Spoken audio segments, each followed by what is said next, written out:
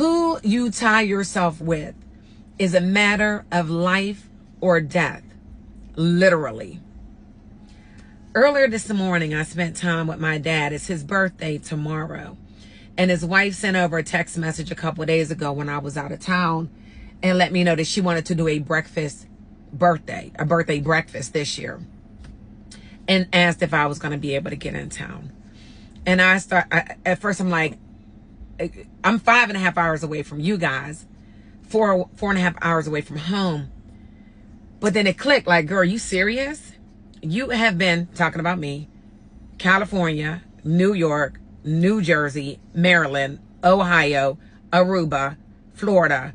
Are you kidding me? Why would that even, how could I even allow that thought to come into my mind? And it came into my mind, I know why, because I'm running for a serious goal to help 50 individuals this month. So I'm like, work mode, right? But that's my dad. And I thank God that I still have my mother, who just turned 81 in July of this year. And my father turns 83 tomorrow. But she wanted to do a birthday today. And I understand. Because he does have, he's going through the memory loss, dementia, Alzheimer's, right?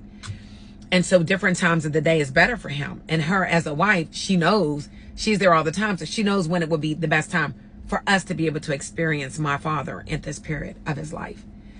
And one of the things he said to me today was, be careful of who you tie your life with, because it is a matter of life and death. Now, he said this to me a little while ago, last year. He had said that to me. And he talks about being a Marine and how it's a matter of life or death, who you decide to go to the bathroom in the field with, right? Who you decide to watch your back, who you have in the, like, it all matters. And it literally is life or death when you're out in war. It is life or death. And he said, it is no different in our life right now. He said, it's no different. He said, I wish I would have understood that in my life terms and relationships as I understood that in the war. He said, I wish I would have been able to explain it to you when you were younger in a way that you would have been able to receive it, so you didn't make the mistakes that you've made and relationships that you've made mistakes in and tying in with certain people. And I just looked at him and I said, but you know what, Dad? It's okay. I said, it really is okay. I said, because I'm finally at this stage of my life where I can see why so many things has happened in my life, right? I'm finally at that point of like being able to think back of being a single mom and ready to lose my mind at night when the kids were asleep, crying out to God, like going outside, just like screaming because I didn't know how I was going to pay the bills, how I was going to put food on the table, like how I was going to do all, like how I was going to do all of it. I remember when, the water was shut off and the kids had no idea. And I'm at the store buying gallons of water because I had enough money to buy water to put in the bathtub to wash them, then to turn on the water bill, right? I remember when the lights were shut off and I acted like we were doing candlelight and the kids were like, oh, this is so nice. Like, I remember going through all of that, payday advance loans, jumping from one payday advance on one corner to the next corner to the next corner to the next, and doing that like every couple days, manipulating the system. I remember, like, oh my God, I remember. And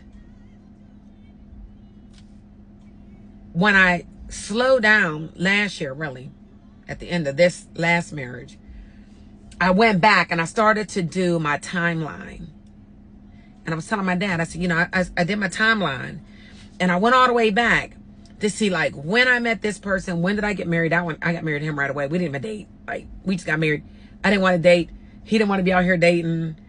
We were great. it was just a matter of religious differences. His mom, like, it just was, and it was good though. Like, we're real good still, but it was just like, hey, let's go get married. Okay. 18, 19 years old, right? But thinking back through all of it, now that I'm 51, and looking at the timelines of when I met a certain person, when we got married, when, you know, things went bad, like I have all of that because of my journals, and just putting that timeline, I was like, wow, through the things in life, you know, we're supposed to learn something. But if we don't take the time, and this is what I was telling my dad, I said, this time, Dad, I'm not rushing. I didn't rush. I didn't, the first person I met, you know, link up and like, okay, this is it. This is what I'm going to do. I literally, this time, because I'm older too, took my time to really look at where I am, why I am where I am, what I need to do to get out of where I am, what I like, what I don't like, what I'm going to accept, what I'm not going to accept, what I'm going to deal with, what I'm not going to deal with. I finally, at the age of 51, took that time to figure out, like, and I know I've known these things years ago. Let's be clear. I knew these certain things that I can and can't deal with. I've known them for many years. But the problem is I wanted to be in a relationship more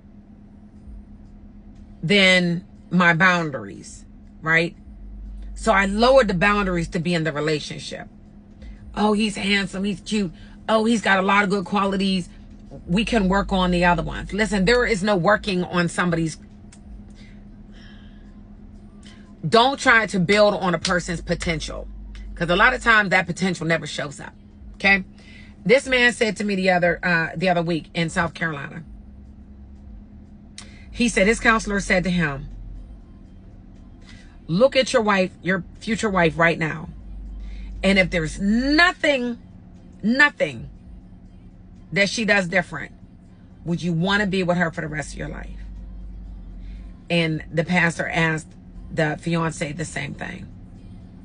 And he said, they both looked at each other and stopped for a minute like, wow, that's a really deep question. And when I heard it, I just started laughing. Myself and a couple other individuals that were at the table, we started laughing because we all that are divorced, that are now single, all of us knew that in the beginning, there were several things that we thought that we could love our partner through, that we could show them or support them, show them our loyalty and our honesty and our, you know, ride or die parts of us to be able to help them through X, Y, or Z. That is not reality. Clearly, it is not. So I was like, oh, thank God for that. And even though I'm older, I'm not at the point where I feel like I'm never going to have or find love again. I really don't. And true love, real love, reciprocal type of love, right? But I can share this with my daughters. I can share this with you, right? I can be okay. Like, I am okay with all of my choices. I don't regret anything because I have learned so much through my years in relationships and life. Learned so much. And I'm so grateful. I'm so grateful for even the bad because I've learned through them, right? But my dad, the ending, which is the beginning, be careful of the individuals that you allow to stay around you the most, because it is life or death. It is life or death of your spirituality, of your finances, your mindset, your health, everything. Guys, take note of the individuals around you. Are these relationships healing, or are they killing you slowly? Be blessed.